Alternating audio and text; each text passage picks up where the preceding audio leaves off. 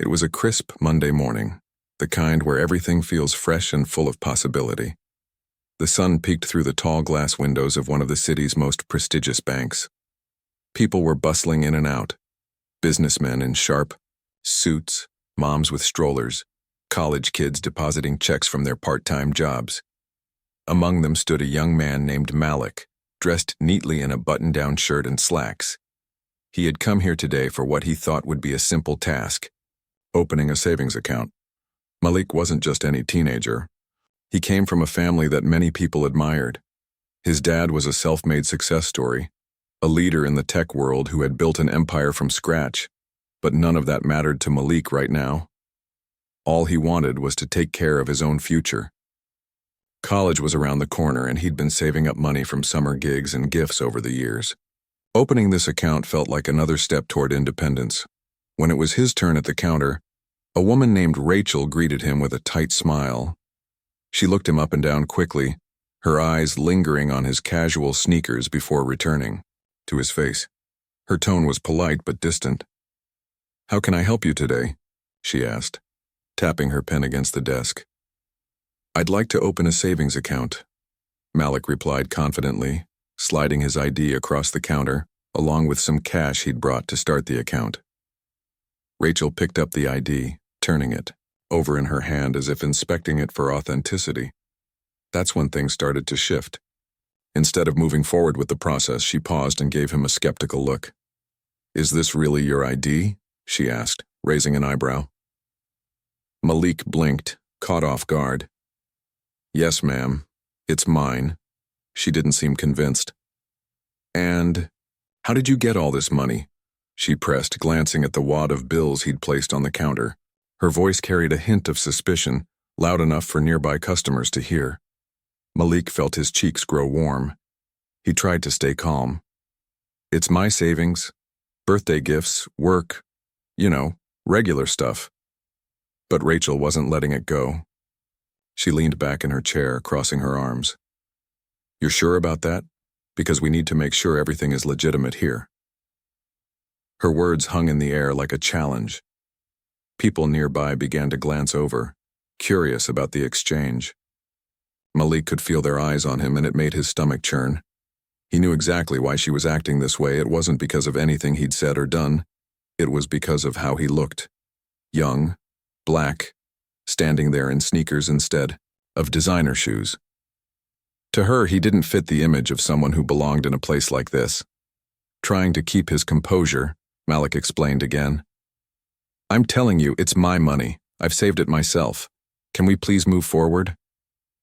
Rachel sighed dramatically, as though she were doing him a favor by even entertaining the conversation. "All right, fine. Let me see your paperwork." She flipped through the forms he'd filled out earlier, pointing out minor errors. Things so small they hardly mattered. Each correction felt like another roadblock, another way to delay the process. By now, Malik's confidence was crumbling. This wasn't how it was supposed to go. He'd prepared for this day, double-checked everything, and yet here he was, being treated like he didn't deserve to be there. Every question Rachel threw at him felt heavier than the last, chipping away at his patience and dignity. Finally, after what felt like an eternity, Malik couldn't take it anymore. He stepped back from the counter, clutching his papers tightly in his hands. "Never mind," he muttered, his voice low but tinged with frustration. "I'll come back later." As he turned to leave, Rachel called after him, "If you have any questions, feel free to ask." But her tone was dripping with insincerity. Malik didn't respond. He walked out of the bank, his heart pounding, replaying the entire interaction in his head. Why had she treated him like that? What had he done wrong? Outside, the bright sunlight did little to lift his mood. Pulling out his phone, he hesitated for a moment before dialing a number he knew by heart. When the call connected, he heard a deep, reassuring voice on the other end. "Hey, son, what's up?" Malik took a deep breath, trying to steady himself. "Dad, I think I need your help." On the other end of the line, his father listened quietly, his expression unreadable. By the time Malik finished explaining what had happened, silence stretched between them for a few seconds. Then, in a calm but firm voice, his dad said, "Don't worry, Malik, we'll handle this together." Little did either of them know, this moment would spark a chain reaction neither could have predicted. And soon, the quiet downtown branch of that bank would become the center of something much bigger than a routine banking errand. After hanging up with his dad, Malik leaned against a park bench near the bank. He stared at the ground, replaying every moment of the encounter in his head. It wasn't just the questions or the tone. It was the way Rachel had looked at him. Like he didn't belong there. Like he was some kind of imposter trying to sneak into a world that wasn't meant for him. He pulled out his phone and scrolled absent-mindedly through social media, trying to distract himself. But no matter how hard he tried, he couldn't shake off the feeling of humiliation. People walked by, laughing and chatting, completely unaware of what he was going through. For a brief second, Malik wished he could disappear, blend into the crowd, and forget the whole thing ever happened. Meanwhile, inside the bank, Rachel Harper sat at her desk, tapping her pen nervously against a stack of papers. She hadn't meant to cause a scene, she really hadn't. In her mind, she was just doing her job, making sure everything was above board. That's what they always told her during training. Be vigilant, protect the bank. But now, as she replayed the interaction in her head, doubt began to creep in. Had she overstepped? Was she too harsh? She glanced around the room, looking for reassurance. Her co-worker, an older man named Greg, caught her eye. He raised his eyebrows questioningly. "Everything okay over there?" he asked casually. Rachel hesitated before responding. "Yeah, I think so. Just had a tricky customer earlier." Greg nodded knowingly. Those ones can be tough. Did you handle it?" "I think so," Rachel said, though her voice lacked conviction. She forced a smile and turned back to her computer screen, pretending to focus on work. But deep down, something gnawed at her. Something about the boy's face, the way he'd looked at her when she questioned him, stuck with her. She shook, her head slightly, dismissing the thought. "It's not personal," she reminded herself. "It's just business." Back outside, Malik's phone buzzed again. This time it was a text from his dad. "On my way. Stay put." Malik sighed, feeling both relieved and uneasy. On one hand, he was glad his dad was coming. He always made things better. On the other hand, he hated involving his father in situations like this. He didn't want to seem weak or incapable of handling things on his own. As he waited, Malik noticed a few people walking into the bank. They looked confident, like they owned the place. One man wore an expensive watch that gleamed under the sunlight. Another woman carried a designer bag and breezed past the doors without even glancing at the security guard. Malik wondered if they ever got treated the way he had. Probably not, he thought bitterly. About 20 minutes later, a sleek black car pulled up to the curb. Out stepped Malik's father, a tall, distinguished man with a commanding presence. Dressed in a tailored suit, he exuded authority without saying a word. Passers-by instinctively moved aside as he approached his son, their eyes following him curiously. "You all right?" his dad asked, placing a reassuring hand on Malik's shoulder. Malik nodded but avoided meeting his father's gaze. "I'm fine, just frustrated." His father studied him for a moment, then gave a small nod. "Let's go inside." The two walked toward the bank together, their footsteps echoing on the pavement. As they entered, the atmosphere shifted. Instantly, heads turned, conversations paused mid-sentence. Even Rachel, seated at her desk, froze when she saw them. Her mouth opened slightly, as if she wanted to say something, but no words came out. For a split second, Malik felt a surge of satisfaction. Here was his dad, the person everyone respected, the man who had built an empire from nothing, and now Rachel would have to face him. But the feeling quickly faded, replaced by a strange mix of nerves and anticipation. His father strode confidently to the front desk, where a young receptionist greeted him with a polite smile. "How may I assist you today, sir?" "I'd like to speak to the branch manager," he said calmly, his voice carrying a quiet authority that demanded attention. It's urgent. The receptionist blinked, clearly intimidated, and hurried off to fetch the manager. Within moments, a middle-aged man in a crisp suit appeared, his expression a mix of curiosity and concern. "Good morning, sir. How can I help you?" Before answering, Malik's father gestured for him to step aside. They moved to a quieter corner of the lobby, away from prying ears. Once there, he got straight to the point. "My son came here earlier, today, to open a savings account. He was treated poorly, disrespected and humiliated by one of your employees. I'd like to understand why." The manager's face paled. He glanced over at Malik, who stood a few feet away, avoiding eye contact. Then he turned back to Malik's father, stammering slightly. "Sir, I assure you, we take these matters very seriously. If there was a misunderstanding, I'll look into it immediately." "There was no misunderstanding," Malik's father replied firmly, his tone still calm but laced with steel. "I expect answers and action." At that moment, Rachel appeared, summoned by the manager. She looked pale, her hands trembling slightly as she clutched a folder. When she saw Malik standing beside his father, her heart sank. Everything clicked into place. The tailored suit, the air of confidence, the unmistakable resemblance between the two men. This wasn't just any teenager she'd dismissed earlier. This was the son of someone important, someone powerful. The manager introduced Rachel awkwardly, explaining that she was the employee involved in the incident. She stepped forward hesitantly, her voice barely above a whisper. "Sir, I didn't realize." But Malik's father cut her off gently, yet decisively. "You didn't realize what? That my son deserves respect? That treating someone unfairly based on assumptions reflects poorly not only on you, but on this entire institution?" Rachel flinched, her cheeks burning with shame. She opened her mouth to apologize, but no words came out. Instead, tears welled up in her eyes and she looked down at the floor, unable to meet anyone's gaze. Seeing her reaction, Malik's father softened slightly. "This isn't about punishment," he continued. "It's about understanding.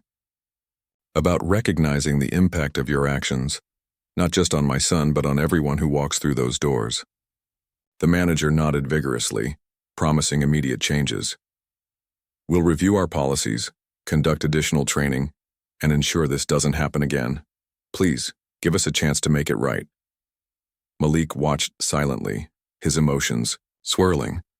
Part of him wanted to shout to demand justice for how he'd been treated, but another part of him felt almost sorry for Rachel. She looked genuinely remorseful, like she hadn't intended to hurt anyone but had let her biases get the better of her. As the conversation wrapped up, Malik's father turned to him. "What do you think, son? Are you ready to try again?" Malik hesitated, then nodded slowly. "Yeah, let's do it." With that, the trio returned to Rachel's desk. This time, the process went smoothly. There were no unnecessary questions, no suspicious glances, just professionalism and respect. By the time they left the bank, Malik felt a weight lift off his shoulders. Justice hadn't been served in the traditional sense, but progress had been made. And sometimes that was enough.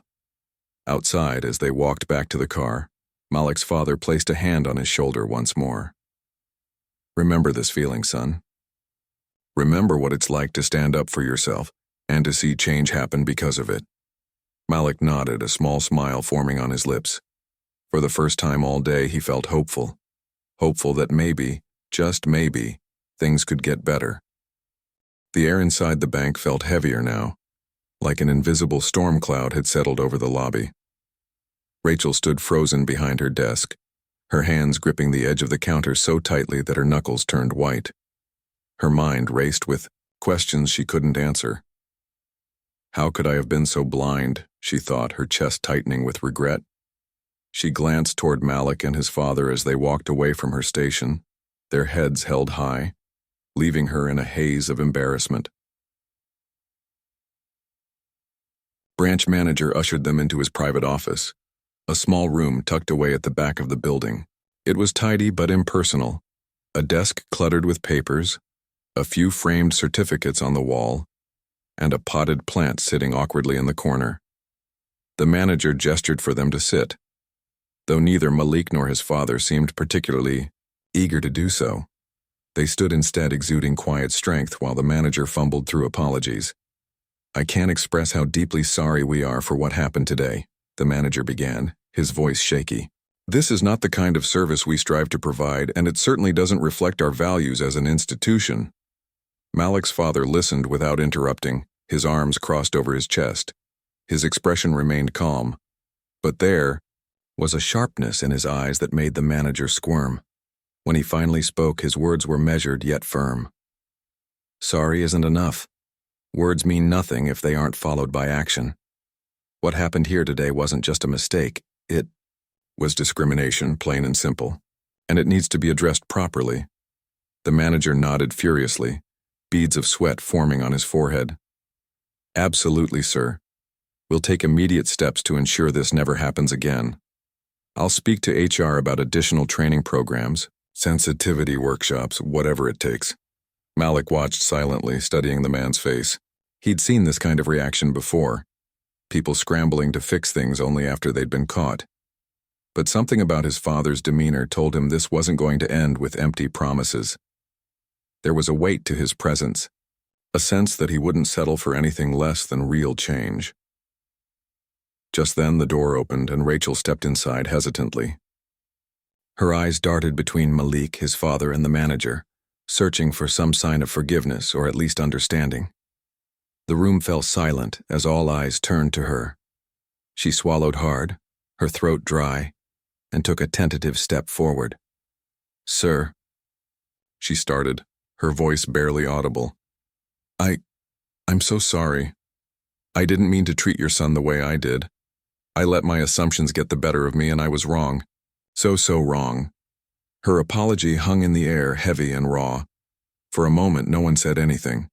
Rachel's hands trembled as she clasped them together, bracing herself for whatever response might come next. Would they yell? Walk out? Report her? To corporate? To her surprise, Malik's father simply looked at her, his gaze steady but not unkind. "Do you know why my son came here today?" he asked, his tone softening slightly. Rachel shook her head, tears welling up in her eyes. "No, sir. He came here because he wanted to take responsibility for his future," he explained. "He worked hard to save money, planned ahead, and decided to open an account all on his own. That's something to be proud of. But instead of encouraging him, you made him feel small. You made him feel like he didn't belong." Rachel lowered, her head unable to meet his gaze. "I didn't see that at the time. I should have. I really am sorry." Malik shifted uncomfortably where he stood. Hearing his father recount the situation aloud brought everything rushing back. The frustration, the humiliation, the anger. But strangely, it also brought clarity. He realized that this wasn't just about him anymore. It was about everyone who had ever walked into a place like this and been judged unfairly. About every person who had been made to feel invisible because of the color of their skin or the clothes they wore. After a long pause, Malik's father turned to the manager. "What are you going to do about this?" The manager straightened up, sensing the gravity of the moment. "We'll conduct a full review of the incident, including Rachel's behavior. She'll be placed on administrative leave until further notice, and we'll require her to attend mandatory diversity training. Additionally, we'll implement new protocols to prevent similar situations in the future." Rachel flinched at the mention of being put on leave, but she knew it was fair. She deserved it. Still, she couldn't help but feel a flicker of hope when Malik's father added, "Training is a good start, but it's not enough. Real change requires accountability, not just for individuals, but for systems." The manager nodded solemnly. "Understood, sir. We'll make sure this serves as a learning opportunity for everyone involved." As the meeting wrapped up, Malik's father thanked the manager for his cooperation, though his tone suggested he'd be watching closely to see if the promised changes actually materialized. Before leaving the office, he turned to Rachel one last time. "Apologizing is the first step, but actions speak louder than words. Use this experience to grow, to become better, not just for yourself, but for others." Rachel nodded, her voice cracking as she whispered, Thank you." When they stepped back into the lobby, the atmosphere felt different. Employees avoided eye contact, whispering among themselves. Some looked guilty, others seemed curious. Malik noticed a young woman, working at a nearby desk, glance at him briefly before quickly looking away. He wondered if she'd heard about what happened. Would she judge him too? Or would she see him differently now that his father was standing beside him? Outside, the sun was beginning to set, casting long shadows across the street. As they walked toward the car, Malik's father placed a hand on his shoulder. "You handled yourself well today," he said, pride evident in his voice. "It's not easy to stand up for yourself, especially when people try to tear you down. But you did it." Malik shrugged, still processing everything that had happened. "I guess. But it shouldn't have to be this hard, you know. Why does it always feel like we have to prove ourselves twice as much just to be treated the same?" His father sighed, the lines on his face deepening. "Because the world isn't fair. Not yet, but that doesn't mean we stop fighting for fairness. Every time someone stands up against injustice, it chips away at the system. One day, maybe it won't be so hard." They climbed into the car in silence, each lost in their own thoughts. As they drove home, Malik stared out the window, watching the city blur past. He thought about Rachel and how scared she'd looked in that office. How ashamed. He didn't want to hate her. He didn't even know her. But it was hard not to feel bitter about the way she'd treated him. At the same time, part of him hoped she'd learn from this, hoped she'd realize that assumptions could hurt people more than she might ever understand. By the time they reached home, night had fallen. The house was quiet, bathed in the soft glow of lamplight. Malik headed to his room, closing the door behind him. He sat on the edge of his bed, staring at the floor. Today had been exhausting, but it had also been eye-opening. He'd seen firsthand how prejudice could seep into even the most ordinary moments, and how standing up to it could spark change. As he lay down to sleep, one thought lingered in his mind. Maybe tomorrow will be different. Maybe, just maybe, the world would wake up a little kinder than it had been today. The days that followed the incident at the bank felt like a whirlwind. For Rachel, life outside of work became consumed with reflection. Placed on administrative leave, she spent hours sitting alone in her small apartment, replaying every detail of what had happened. She couldn't shake the image of Malik's face, his quiet frustration, the way he'd tried to stay composed despite her dismissive tone. It haunted her. Rachel wasn't used to feeling this way. Before the incident, she prided herself on being professional, someone who followed the rules and did their job well. But now she realized how blind she'd been. Her assumptions about people, about who belonged where, who deserved respect, hadn't just affected Malik. They had exposed a deeper flaw within herself. And for the first time in years, she found herself questioning everything. One evening, after another restless day, Rachel decided to take action. She pulled out her laptop and started researching workshops on bias and diversity training. The more she read, the clearer it became that understanding others required effort, a willingness to listen, learn, and grow. She signed up for an online course immediately, determined to change. As she clicked submit, a wave of relief washed over her. It wasn't much, but it was a start. Meanwhile, inside the bank, whispers of the incident spread among employees. Some were shocked by the story, while others brushed it off as exaggerated or blown out of proportion. Greg, Rachel's coworker, leaned back in his chair during a break and muttered to a colleague, "I don't see why everyone's making such a big deal. People make mistakes all the time." His words caught the attention of Lisa, a younger employee, who had overheard him. She frowned, setting down her coffee cup. "It's not just a mistake," she said firmly. "What happened reflects bigger issues, not just with Rachel, but with how we treat customers sometimes. We can't keep pretending like these things don't matter." Greg shrugged defensively. "Come on, Lisa. You're telling me you've never judged someone based on how they look? That's human nature." Lisa crossed her arms, her voice steady but sharp. "Yeah, maybe it is human nature, but that doesn't mean we should let it dictate how we act. If we don't challenge our own biases, nothing changes." Her response left Greg silent, though not entirely convinced. Still, Lisa's words lingered in his mind long after their conversation ended. He glanced around the room, noticing how some colleagues avoided eye contact when certain customers walked in. Others greeted wealthy clients warmly but barely acknowledged those who seemed less affluent. Was Lisa right? Were they all guilty of perpetuating the same problem? Back at home, Malik sat across from his father at the dining table, picking at his food absent-mindedly. The weight of the past few days still hung heavy on him. His dad noticed and set down his fork, leaning forward slightly. "You okay, son?" he asked gently. Malik hesitated before answering. "I guess so. I'm glad something positive might come out of it, but what if it doesn't? What if nothing really changes?" His father sighed, his expression thoughtful. "Change takes time. It's messy, frustrating, and often feels impossible. But every step counts, even the small ones. Remember, this isn't just about you. It's about paving the way for others, too." Malik nodded slowly, though doubt lingered in his eyes. "It's just hard, you know? Sometimes I feel like no matter what I do, there will always be people who see me differently because of my skin color. Like I'll always have to prove myself twice as much to get half the credit." His father reached across the table, placing a hand on Malik's shoulder. "That's true, for now. But think about this.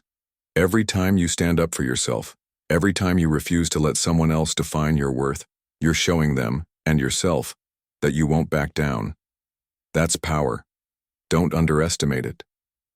Malik mulled over his father's words, finding comfort in their wisdom. Still, he couldn't help but feel conflicted. Part of him wanted to forgive Rachel, to believe that she could learn from her mistake. But another part of him struggled to trust that people would truly change. After all, apologies were easy. Actions were harder. At the bank, the manager called an emergency meeting with the staff to address the fallout from the incident. Standing at the front of the room, he cleared his throat nervously before speaking. "We've had a serious issue brought to our attention recently, an issue that highlights flaws in how we interact with our customers. This isn't just about one person or one moment. It's about ensuring that everyone who walks through our doors feels respected and valued." He paused, scanning the faces of his employees. Some looked guilty, others defiant, and a few appeared genuinely concerned. "Starting next week, we'll be implementing mandatory diversity training sessions for all staff members. Additionally, we're revising our policies to ensure accountability moving forward. This isn't optional, it's essential." A murmur rippled through the room. While some nodded in agreement, others exchanged skeptical glances. One employee raised her hand tentatively. "What happens if someone refuses to participate?" she asked. The manager's jaw tightened. "Then they won't have a place here. This isn't negotiable. Our reputation and our values are on the line." As the meeting concluded, Lisa approached the manager privately. "Thank you for taking this seriously," she said earnestly. "I think it's a good first step." He gave her a weary smile. "Let's hope it's enough." Rachel attended her first diversity workshop later that week, joining a group of strangers in a virtual classroom. The facilitator began by asking participants to share personal experiences of discrimination or bias. At first, Rachel hesitated, unsure if she had the right to speak. But as she listened to others recount painful stories of exclusion and prejudice, she realized she wasn't the only one grappling with guilt and regret. When it was her turn, she took a deep breath and spoke softly. "I discriminated against someone recently. Not intentionally, but because I let my assumptions cloud my judgment. I hurt him, and I'll carry that with me forever. But I'm here today because I want to do better. I owe it to him and to myself." Her honesty earned nods of encouragement from the group. For the first time since the incident, Rachel felt a flicker of hope. Maybe redemption wasn't out of reach after all. Days turned into weeks, and slowly, subtle shifts began to emerge within the bank. Employees made an effort to greet every customer warmly, regardless of appearance. Posters promoting inclusivity appeared on the walls, alongside reminders to treat everyone equally. Even Greg, who had initially dismissed the incident, admitted to Lisa during lunch one day, "Maybe you were right. Maybe we do need to check ourselves sometimes." Outside the bank, Malik returned to his routine, focusing on schoolwork and planning for college. Though the memory of that day still lingered, he found solace in knowing he hadn't remained silent.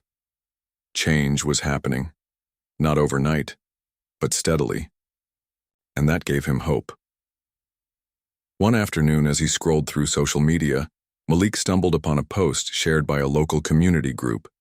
It featured a photo of the bank's new diversity policy plaque, accompanied by a caption, "Progress starts with courage." He smiled faintly, saving the image to his phone. Courage. That was something he understood now, something he carried with him, always. The story of what happened at the bank didn't stay confined to its walls for long. Word spread quietly at first, through whispered conversations among employees, then through hushed phone calls between friends and family. By the end of the week, it had leaked online. Someone inside the bank, no one knew who exactly, posted about the incident anonymously on social media.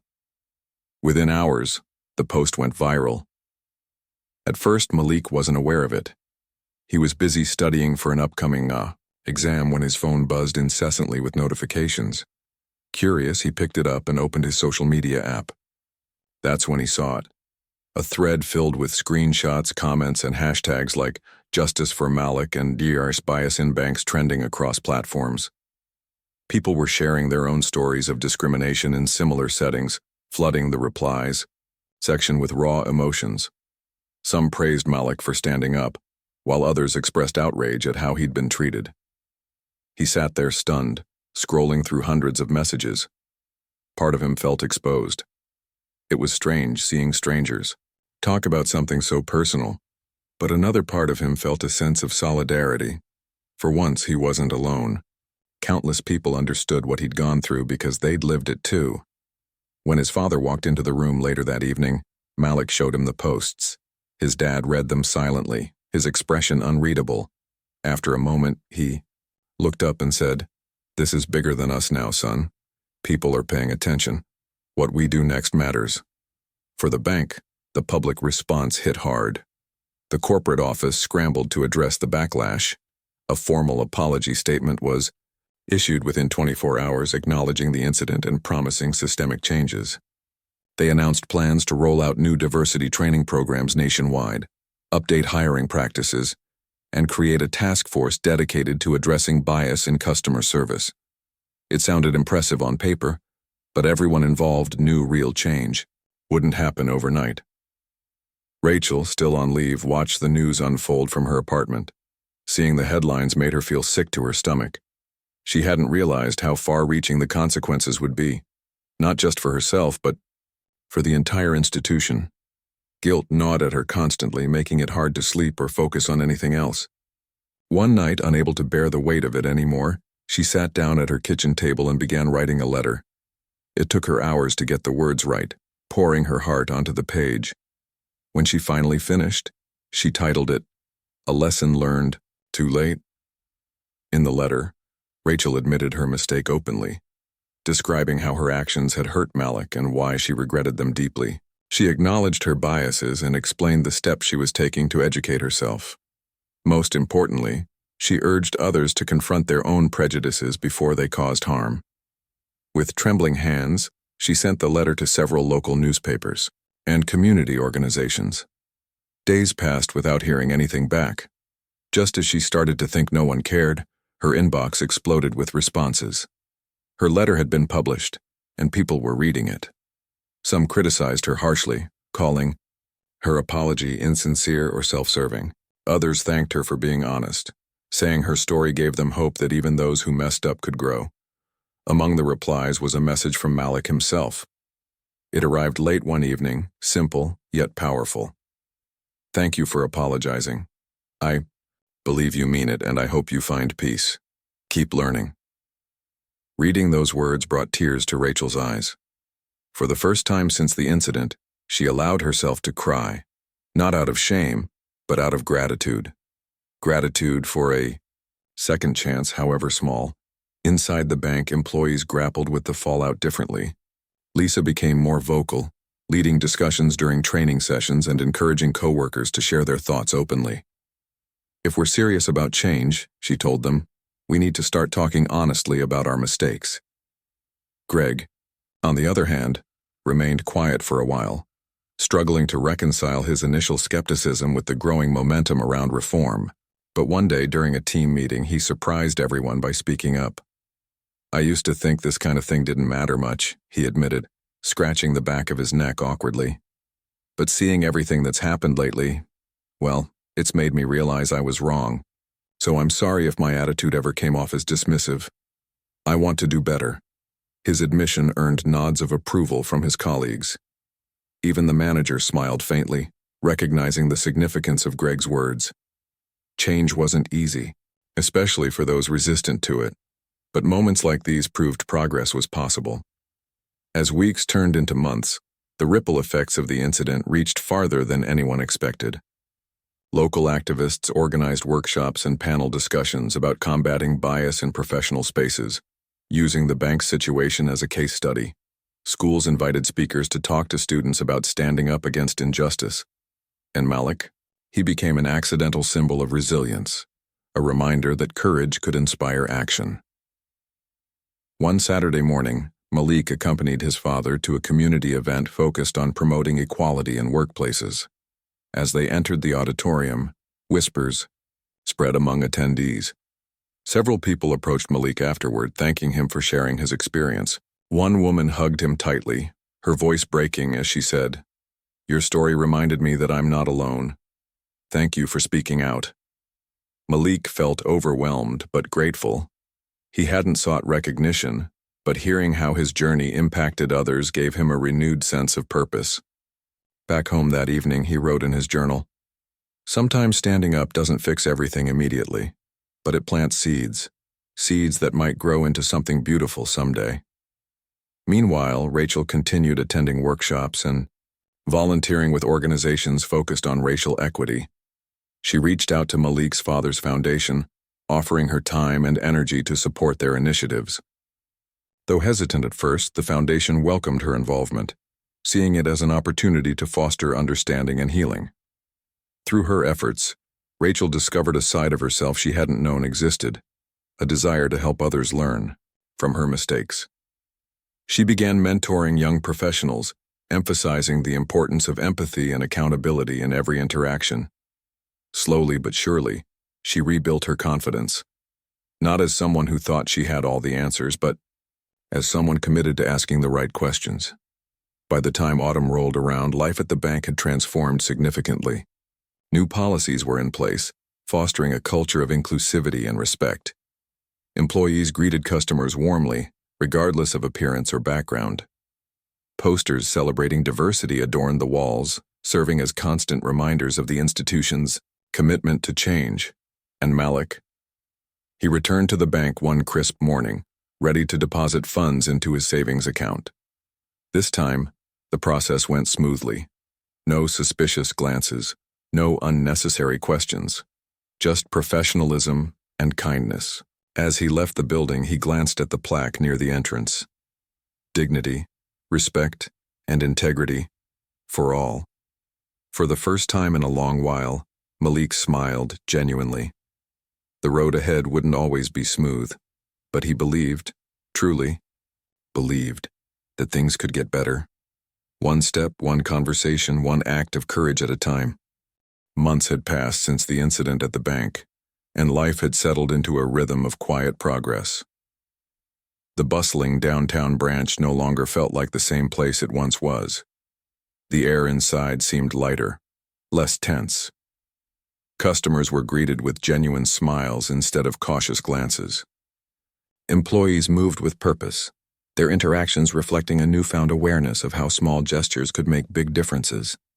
For Malik, returning to the bank on a sunny Tuesday morning felt symbolic. It wasn't just about completing a routine task. It was about closure. He stood in line, shifting his weight slightly as he waited, taking in the subtle changes around him. There were new faces behind the counters, more diverse than before. Posters promoting inclusivity hung prominently on the walls, their messages simple yet powerful. Everyone belongs here. When it was finally his turn, Malik stepped up to the counter. A young woman named Elena greeted him warmly, her tone friendly and professional. She didn't hesitate or second-guess him when he explained why he was there, to deposit some money into his savings account. Instead, she processed everything efficiently, offering helpful tips along the way. "You're all set," she said, after finishing, handing him a receipt. "Let me know if you need anything else." Malik thanked her and turned to leave, feeling a sense of satisfaction settle over him. This visit couldn't have been more different from the last one. As he walked toward the exit, he noticed Rachel standing near the customer service desk. She looked different now, calmer, humbler. Her posture was relaxed but respectful, her demeanor open and attentive.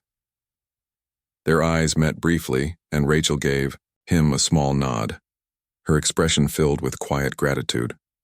Malik hesitated for a moment, then returned the gesture. No words were exchanged, but none were needed. In that brief exchange, they both acknowledged how far they'd come since that difficult day. Later that afternoon, Malik's father arrived at the bank unexpectedly. Dressed in a sharp suit, he carried himself with the same commanding presence that always drew attention wherever he went.